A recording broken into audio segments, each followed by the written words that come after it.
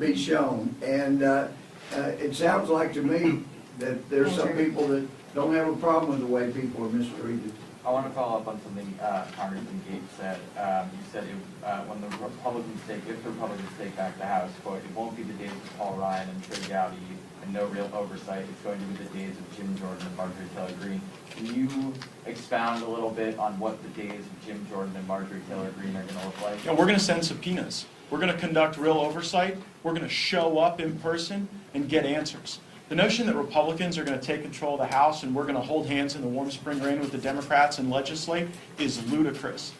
We have to make promises to our voters to get answers to these questions that we hear in our towns and in our communities. And when we get the power back, that ought to be our organizing principle. And this document that Congresswoman Green and Congressman Gohmert led in preparing ought to be a guidepost in that effort. Can I just follow up on that really quick? Yeah, sure. Do you envision, you guys have talked a lot about, do you envision retaliation for members of the January 6th committee, for Republicans who have broken with the party, whether on impeachment or impeachment? Well, at this rate, I don't know that too many members of the January 6th committee are going to be back, but we'll see. Yes, Congressman, if you do retake the House, would you want ex-President Trump to be the Speaker?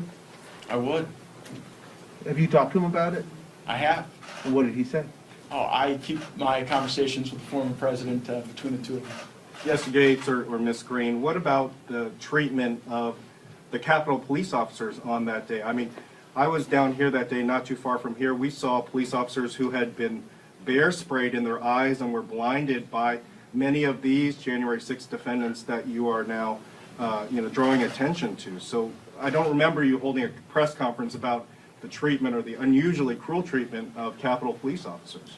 You may not remember a particular press conference about police officers, but I have made many public statements and cried out against all violence against police officers. About the police officers who defended this building? Yes, for the police, specifically Capitol Police here. Congressman Gohmert sponsored a bill that I co-sponsored along with him, wanting to give, medals of honor, wanted to award them for how they were treated during the January 6th riot, but also extend it to police officers all across the country. I'm not going to separate them. I am very supportive of our police, and I have consistently denounced the violence here. So do not go down that route. That would be completely unwarranted. I think another thing that we need to talk about is the January 6th committee, their unconstitutional bounds that they are completely crossing, wanting to get records of telecommunications companies, bank records of people, so they can continue to politically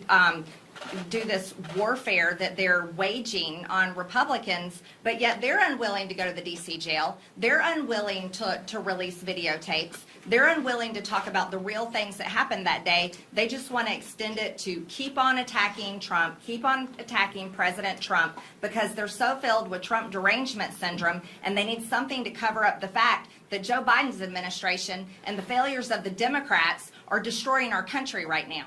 So I think the best thing that the January 6th committee should do is they should take a tour of the DC jail, and they should go look at the conditions that are happening there, and then, talk to more police officers, talk to people, witnesses that were there that day, and release all the video. Because if we release all the video, then there's no speculation or guessing. It's all there for everyone to see, and that's how this nation can heal, when we are able to look at the truth. And let me respond to that as well. I've made clear that when it comes to anyone who did violence on a Capitol Police or any law enforcement here, that I would have no problem sentencing them, and I would sentence them to incarceration. That is serious. But when somebody is in pretrial confinement, it's very important we don't confuse punishment that comes after conviction with pretrial confinement, where the jailers get to make their own pronouncements of guilt and then carry out punishment. If we are going to have an orderly society, you betcha, I believe in punishing people who assault members of law enforcement. I will. I've sent people to prison for long periods of time.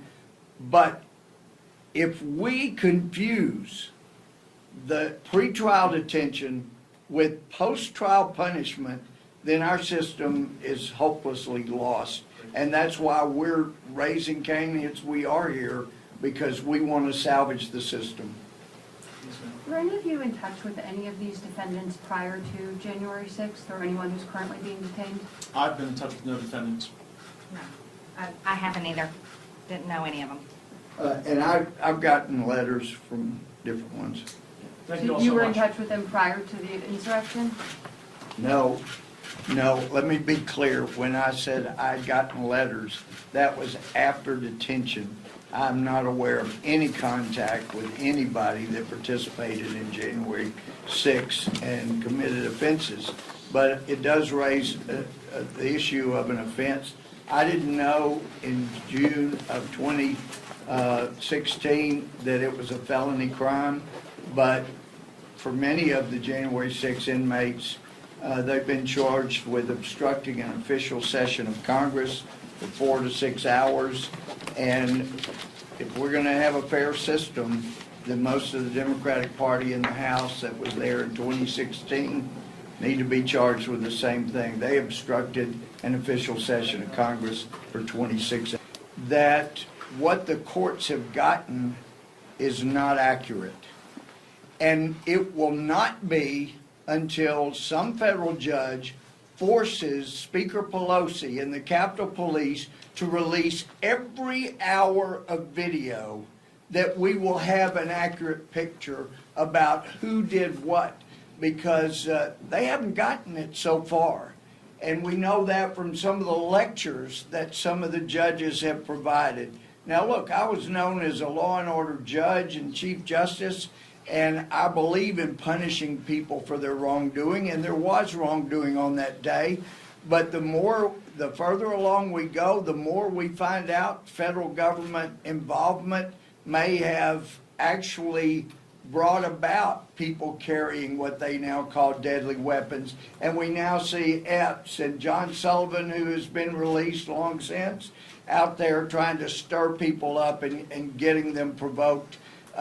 We need to get to the bottom of whose conduct was more egregious. And if it was people within our own Justice Department that were creating this situation or helping create it or luring people that had no original idea of going as far as things went, then those people need to be punished too.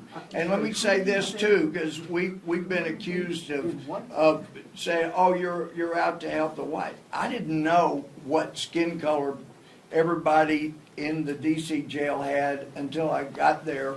But other inmates were telling me the most verbally abused person in there happens to be black, that he has caught more flack than any of the white defendants. And it shouldn't matter about skin color. And to those that are doing the treating, it is really outrageous. People need to be fired. They need to be in some other area of employment rather than being in charge of people that they can abuse. Yes, ma'am. Judge Brewer, I just want to Congressman Goldberg. because I didn't get to ask you my question. Let everybody ask one before you get back to your second. What's your question? Sir, you've made some pretty serious accusations. Are you saying that you have reason to believe that on surveillance video captured in this building on January 6th, there is evidence that federal agents staged or provoked the events of that day? Are you saying that is what will be found on that video? And that question indicates either a dishonesty on your part or a lack of integrity, because there is film out there publicly that shows Epps, Sullivan, other people who are participating. There is video we are not being allowed to see. When I was visiting with the inmates, very few of them had been given discovery, and it was lists of video, and they were saying, look, see this video, this is where it depicted this, and they skipped 1, 2, 3 segments, and different ones were pointing out that's the segment where this was shown, and that's what they're cutting out. Some judge is going to have to get serious and release everything so that we can all make that determination, because what we've seen so far, as more and more comes out, raises important issues that cannot be resolved until we get all the film. And if you have not seen federal hand in some of this, then you're not paying attention. Yes, ma'am. Congressman, do we have a estimate right now of how many detainees are still in the DC jails right now? The latest in between 40 and It's 50. somewhere between 40 and 50. But I would like to talk about what I saw on video footage when I was in the jail. I was shown video of Roseanne Boylan dying, and I talked to the man who is a January 6th defendant, and he's the one that gave her CPR. And I saw the video of that. And then I also saw the video of her being drugged down the hallway, her lifeless body and her shirt coming up and exposing her breast. That's on the video.